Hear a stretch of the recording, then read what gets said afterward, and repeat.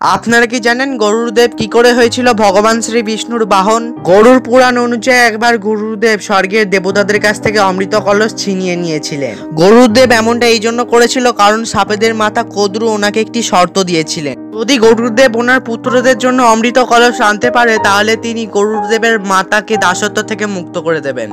এই জন্য যখন গরুড়দেব স্বর্গে গিয়ে পৌঁছালেন তখন তিনি সেখানকার সকল সুরক্ষা ব্যবস্থা ভঙ্গ করে অমৃত কলস নিয়ে নেন। তখন ইন্দ্রদেব সহ নানান দেবতারা গরুড়দেবকে আটকানোর চেষ্টা করলেন, কিন্তু গরুড়দেব ওনাদেরকে পরাজিত করে অমৃত কলস নিয়ে সেখান থেকে চলে যায়। তখন গরুড়দেবের সামনে ভগবান বিষ্ণু প্রকট হলেন এবং তিনি অমৃত কলসকে ফিরিয়ে দিতে বললেন। গরুড়দেব নিজের মাতাকে দাসত্ব থেকে মুক্ত করার জন্য যে কোনো কিছু করতে পারতেন, এই জন্য তিনি ভগবান বিষ্ণুর সঙ্গে যুদ্ধ করতে রাজি হন। তখন ভগবান বিষ্ণু গরুড়দেবের এমন মাতৃভক্তি দেখে অত্যন্ত প্রসন্ন হন।